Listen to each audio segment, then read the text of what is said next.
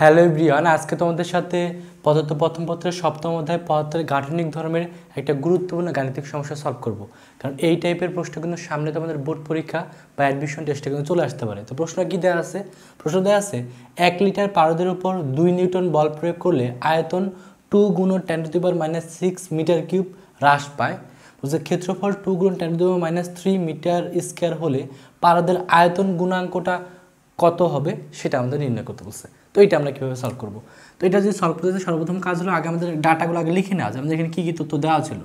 সর্বপ্রথম আমাদের এখানে দেওয়া ছিল কি দেওয়া ছিল যে 1 লিটার পারদের, তারপরে 1 লিটার কি আমাদের আদির যে আয়তন সেটা আমাদের দেওয়া আছে। তো প্রথমে আমাদের আদি আয়তনটা দেওয়া ছিল, আদি আয়তনকে কী দ্বারা প্রকাশ করা হয়? এটাকে ভি দ্বারা প্রকাশ করা হয়। ভির মানটা দেওয়া ছিল কত? 1 লিটার। তো এই লিটার থেকে অবশ্যই আমাদের উচিত হলো যে সবগুলোকে এস এককে নিয়ে যাওয়া। তো আমরা কিন্তু জানি 1 লিটার সমান সমান কত?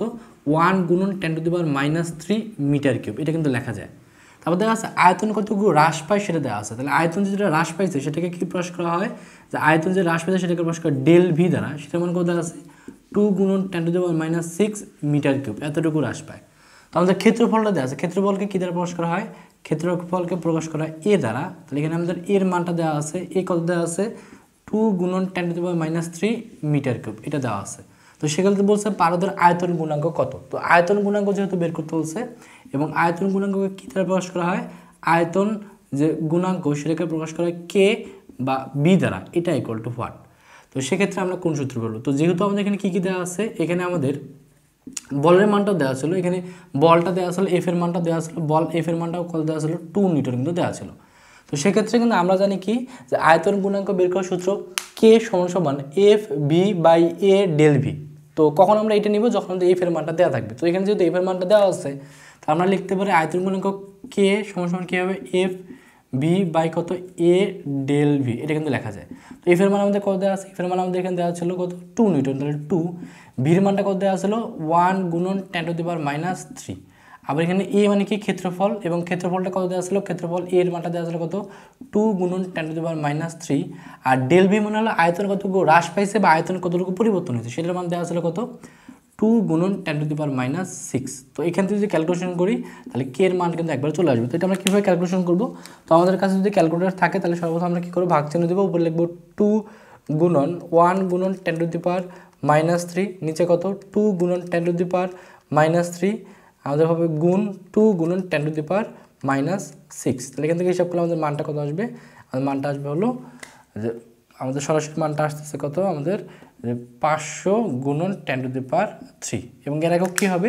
আমরা কিন্তু জানি যে আয়তন গুণাঙ্কের যে একক সেটা কত? নিউটন পার মিটার স্কয়ার, এবং এটাই হবে আমাদের কাঙ্ক্ষিত অ্যান্সার। তার মানে আয়তন গুণাঙ্ক সম্পর্কিত কোনো যদি প্রশ্ন যদি চলে আসে তাহলে অবশ্যই আমাদের এই সূত্রটা মনে রাখতে হবে। এই সূত্রটা যদি মনে থাকে তাহলে কিন্তু খুব সহজে আমরা আয়তন গুণাঙ্ক কত হবে সেটা কিন্তু খুব ইজিলি আমরা বের করতে পারবো।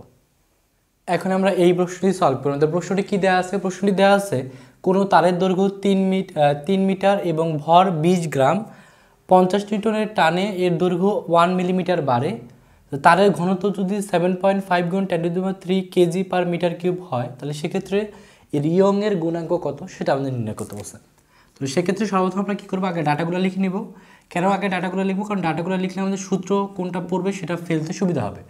প্রথমে আগে তারের দৈর্ঘ্যটা দেওয়া আসলো। তাহলে তারের দৈর্ঘ্য মানে কি? এটা আমাদের আদি যে দৈর্ঘ্য সেটা আমাদের দেওয়া আছে। তো আদি দৈর্ঘ্যকে কী দ্বারা প্রকাশ করে? এটাকে বড় হাতের এল দ্বারা প্রকাশ করে। এটার মানে কত দেওয়া আছে? আমাদের 3 মিটার। তারপর ভর দেওয়া আছে। ভরকে কী দ্বারা প্রকাশ করা হয়? ভরকে এম দ্বারা প্রকাশ করে। এম কত দেওয়া আছে? 20 গ্রাম। তো আমরা কিন্তু জানি ভরের এসআই হলো কেজি, তো অবশ্যই গ্রাম থেকে কেজিতে যেতে হবে। তো গ্রাম থেকে কেজিতে যাওয়ার জন্য কী করতে হয়? যেই মানটা দেওয়া থাকে না কেন সেটাকে যদি আমরা 1000 দ্বারা ভাগ করে দিই তাহলে সেটা গ্রাম থেকে কেজিতে চলে যাবে। তারপর এটা লিখতে পারি 20 গুণন 10⁻³ কেজি। Okay fine. তারপর আমাদের বল দেওয়া আছে। আমাদের কত নিউটন বল প্রয়োগ করা হচ্ছে সেই বল এফ এর মানটা দেওয়া আছে। এফ কত দেওয়া আছে? আমাদের 50 নিউটন। তার মধ্যে দৈর্ঘ্য কতটুকু বাড়ে, সেই দৈর্ঘ্য কতটুকু বৃদ্ধি পাইছে সেটা দেওয়া আছে। তাহলে দৈর্ঘ্য যতটুকু বৃদ্ধি পায়, এই দৈর্ঘ্য বৃদ্ধি যতটুকু হয়েছে সেটাকে কী দ্বারা প্রকাশ করা হয়? সেটাকে প্রকাশ করা হয় ডেল ছোট হাতের এল দ্বারা। এটা আমার কত দেওয়া আছে? আমাদের 1 মিলিমিটার। তাহলে মিলিমিটারটা কিন্তু এস একক না, কারণ দৈর্ঘ্যের এস একক হলো মিটার। তাহলে মিলিমিটার থেকে অবশ্যই মিটারে যেতে হবে। তাহলে মিলিমিটার থেকে মিটারে যাওয়ার জন্য কী করতে হবে? যেই মানটা দেওয়া থাকে না কেন সেটাকে যদি আমরা 1000 দ্বারা ভাগ করে দিই তাহলে সেটা মিলিমিটার থেকে মিটারে চলে যায়। তাহলে 1000 দ্বারা ভাগ মানে কিন্তু 10⁻³ লেখা যায়। তো আমাদের বের করতে দেওয়া আছে কি ঘনত্ব, তাহলে ঘনত্বকে কী দ্বারা প্রকাশ করা হয়, আমরা জানি ঘনত্বকে প্রকাশ করে রো দ্বারা। রোর মানটা কোন দেওয়া আছে 7.5 গুণন 10⁻³ KG per metre cube. KG per metre cube কিন্তু এসে একক, এই জন্য আমরা ওই এককে রাখবো। তো আমাদের বের করতে বলছে ইয়ংয়ের গুণাঙ্ক, তো ইয়ংয়ের গুণাঙ্ক কী দ্বারা প্রকাশ করা, ওয়াই দ্বারা প্রকাশ করা, ওয়াই ইকুয়াল টু হোয়াট। তাহলে এখানে আমরা কোন সূত্র ফেলবো, যেহেতু এখানে আমাদের ইয়ংয়ের গুণাঙ্ক বের করতে বলছে, তাহলে সর্বপ্রথম আমাদের কী করতে হবে, ইয়ংয়ের গুণাঙ্কের সূত্র ফেলতে হবে। আর কোন সূত্র ফেলবো, এখানে আমরা কিন্তু জানি ইয়ংয়ের গুণাঙ্ক ওয়াই সমান F L by A del L, এটা কিন্তু আমরা জানি। তো আমরা এই সূত্রটা ফেলবো কেন, যেহেতু আমাদের এফ দেওয়া আছে সেক্ষেত্রে আমরা এটাই নিব। তাহলে আমরা জানি কি ইয়ংয়ের গুণাঙ্ক ওয়াই সমান এফ এল বাই কত আমাদের এ ডেল এল, এটা কিন্তু লেখা যায়। এখানে এফ এর মানটা দেওয়া আছে, এফ এর মানটা দেওয়া আছে কত 50 বসাইলাম। এল হলো আদি দৈর্ঘ্য, সেটা কত দেওয়া আছে 3 বসাইলাম। ডেল এল এর মানটা দেওয়া আছে, এটা কত দেওয়া আছে 1 গুণন 10⁻³ এটা দেওয়া আছে, কিন্তু এর মানটা এখানে কিন্তু দেওয়া নেই। এখন এ মানে কি, মানে হলো ক্ষেত্রফল। তো আমাদের কী করতে হবে, ক্ষেত্রফলটা বের করতে হবে। ক্ষেত্রফলটা কীভাবে বের করব, তো এটা বের করার জন্য আমরা কিন্তু আবার একটা তথ্য জানি, কি জানি, আবার আমরা জানি ক্ষেত্রফল যদি বের করতে চাই তাহলে সেক্ষেত্রে আয়তন থেকে কিন্তু ক্ষেত্রফল একটা সম্পর্ক বের করা যায়। কি আমরা জানি কি, যে আয়তন এই ভি সমান কিন্তু লেখা যায় এ গুণন এল, অর্থাৎ আয়তনের ভিতরে কিন্তু ক্ষেত্রফলও থাকে, দৈর্ঘ্য থাকে। তো ক্ষেত্রফল এবং দৈর্ঘ্যকে যদি গুণ করি তাহলে কিন্তু আমরা কী পাবো, আয়তন পাবো। এই জিনিসটা তোমাকে একটু মনে রাখতে হবে। এটা একটা যে আয়তনের সাথে ক্ষেত্রফলের একটা সম্পর্ক হলো, যে যদি আমরা ক্ষেত্রফলের সাথে, অর্থাৎ ক্ষেত্রফল মানে কি দৈর্ঘ্য গুণন প্রস্থ, আর এটা যদি আমাদের কি হয় উচ্চতা হয়, তাহলে দৈর্ঘ্য গুণন প্রস্থ, উচ্চতা করলে কিন্তু আমরা কি পাই, আয়তন পাই। তার মানে আয়তনের ভিতরে ক্ষেত্রফলটাও থাকে, দৈর্ঘ্য গুণন প্রস্থ থাকে, আবার কিন্তু আমাদের উচ্চতাটা বা এলটাও থাকে। তার মানে এর সাথে এলকে গুণ করলে আমরা কী পাবো, আয়তনটা পাবো। তার মানে এখান থেকে আমরা যেহেতু আমাদের টার্গেট কি এর মানটা বের করা, তাহলে এ সমান আমরা কি লিখতে পারবো, ভি বাই এল, এটা লিখতে পারবো। এখন প্রশ্ন হলো এখানে কিন্তু ভির মানটা দেওয়া আছে, আমাদের এখানে কি ভির মানটা কিন্তু আমাদের এখানে দেওয়া আছে, কি আমাদের ভির মানটা কোথাও দেওয়া নেই, এল এর মানটা কিন্তু দেওয়া আছে। আর প্রশ্ন হলো ভির মানটা আমরা কোথায় পাবো, তাহলে সেক্ষেত্রে কিন্তু আমরা আরেকটা ফর্মুলা কি জানি, আমরা কিন্তু জানি যে রো সমান এম বাই ভি, এটা কিন্তু আমরা শিখে আসছি। তার মানে এখান থেকে আমরা কি লিখতে পারি, ভি সমান কি লিখতে পারবো, এম বাই রো কিন্তু লিখতে পারবো। তার মানে এখানে কিন্তু আমরা ভির পরিবর্তে আমরা কি লিখতে পারবো, ভির পরিবর্তে লিখতে পারবো এম বাই রো, নিচে কত এল। তার মানে এখানে কিন্তু লিখতে পারি এম এর পরিবর্তে আমরা এমটা এভাবে লিখতে পারি, এম রো গুণন কী হবে, নিচে ওয়ানটা উপরে যাবে, তার মানে এভাবে লিখতে পারি। তার মানে এর পরিবর্তে কিন্তু আমরা লিখতে পারবো কি এম রো এল, এটা কিন্তু লেখা যায় এর পরিবর্তে।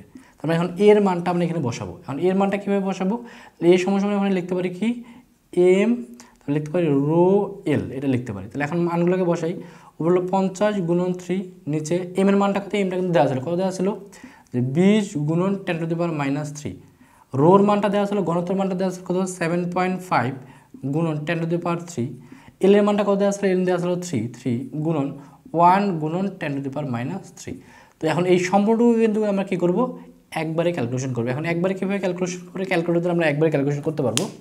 কীভাবে, প্রথমে একটা ভাগচিহ্ন দেবো, ভাগচিহ্নতে উপরে দেওয়া ছিল কত 50 গুণন 3, নিচে আবার আরেকটা ভাগচিহ্ন, ভাগচিহ্ন দেওয়া ছিল কত 20 গুণন 10⁻³ নিচে নিয়ে আসে, নিচে দেওয়া ছিল 7.5 গুণন কত আমাদের 10⁻³ গুণন কত আমাদের, গুণন হলো 3, সাইডে নিয়ে যায়, সাইডে আমাদের কত আছে 1 গুণন 10⁻³ তো একবারে ক্যালকুলেশন করলে একবারে মানটা কত হবে, মানটা 1.69 গুণন 10⁻11 এবং একক কী হবে, নিউটন পার মিটার স্কয়ার, এবং এটাই হবে কাঙ্ক্ষিত অ্যান্সার। তার মানে আমাদের কখনো যদি ইয়ংয়ের গুণাঙ্ক সম্পর্কিত কোনো প্রশ্ন আসে তাহলে অবশ্যই আমাদের এই সূত্রটা মনে রাখতে হবে, এবং সূত্রটা মনে রেখে যদি কখনো ক্ষেত্রফলটা এ দেওয়া না থাকে তাহলে সেক্ষেত্রে কীভাবে ঘনত্ব থেকে এটা নির্ণয় করতে হয় এই প্রসিডিউর সম্পর্কে যদি ক্লিয়ার ধারণা থাকে তাহলে আশা করি সামনে যদি কোনো বোর্ড পরীক্ষায় বা ইঞ্জিনিয়ারিং ভর্তি পরীক্ষায় যদি এই জায়গা থেকে প্রশ্ন আসে তাহলে খুব সহজে এবং সঠিকভাবে তুমি কিন্তু সলভ করতে পারবা। এখন আমরা এই প্রশ্নটি সলভ করব। আমাদের প্রশ্নটা কি দেওয়া আছে, দেওয়া আছে 2 মিলিমিটার ব্যাসযুক্ত একটি তারের 1 মিলিমিটার দৈর্ঘ্য বাড়াতে 10.21 কেজি ভর ঝোলাতে হয়। তো বলছে তারটির দৈর্ঘ্য কত সেটা আমাদের বের করতে বলছে, এবং এখানে আমাদের ওয়াই বা ইয়ংয়ের গুণাঙ্কের মানটা দেওয়া আছে কত 2 গুণন 10⁻11 নিউটন পার মিটার স্কয়ার। তো এই ম্যাথটা করার জন্য আগে আমরা তথ্যগুলো আগে লিখে নিই কী দেওয়া আছে এখানে। তো সর্বপ্রথম আমাদের যেটা দেওয়া ছিল সেটা কী দেওয়া ছিল 2 মিলিমিটার ব্যাস। তার মানে প্রথমে আমাদের ব্যাসের মানটা দেওয়া আছে, তো ব্যাসকে কী দ্বারা প্রকাশ করা, এটাকে 2r দ্বারা প্রকাশ করা হয়, এটা মান দেওয়া আছে কত 2 মিলিমিটার। তাহলে আমাদের কিন্তু ব্যাস দরকার না, আমাদের সাধারণত ম্যাথগুলো করতে গেলে ব্যাসার্ধ লাগে। তার মানে ব্যাস থেকে যদি ব্যাসার্ধ বের করতে চাই তাহলে কি করতে হবে যে এই আর সমান কত লেখা যাবে 2, এই 2টা এই পাশে ভাগ হয়ে যাবে তাহলে 2 মিলিমিটার। তার মানে এখান থেকে বলতে পারি আর এর মানটা কত হবে 1 মিলিমিটার। তাহলে মিলিমিটার থেকে অবশ্যই আমাদের এটাকে মিটারে নিতে হবে, কারণ এসআই হলো মিটার। তাহলে মিলিমিটার থেকে মিটারে যাওয়ার জন্য কী করতে হয়, সেটাকে যদি 1000 দ্বারা ভাগ করি তাহলে এটা মিটারে চলে যায়। তার মানে এটা লিখতে পারি 1 গুণন 10⁻³ মিটার। এটা কিন্তু আমরা লিখে পেলাম। তারপর দেওয়া আছে কি 1 মিলিমিটার দৈর্ঘ্য বাড়াতে, তাহলে দৈর্ঘ্য কতটুকু বৃদ্ধি পাইলো সেটা দেওয়া আছে। তাহলে দৈর্ঘ্য যেটা বৃদ্ধি পায় সেই দৈর্ঘ্য বৃদ্ধিকে কী দ্বারা প্রকাশ করা হয়, সো দৈর্ঘ্যর যে পরিবর্তন বা দৈর্ঘ্য যে বৃদ্ধি সেটাকে ছোট হাতের ডেল এল দ্বারা প্রকাশ করা হয়। এটা কত দেওয়া আছে আমাদের 1 মিলিমিটার। তাহলে 1 মিলিমিটার থেকে অবশ্যই আমাদের মিটারে যেতে হবে। তাহলে মিটার যাওয়ার জন্য কী করতে হবে, এটাকে ভাগ করতে হবে কত দ্বারা 1000 দ্বারা, ভাগ করলে এটা মিটারে যাবে। তার মানে এটাও কত থাকবে 1 গুণন 10⁻³ মিটার। Okay fine.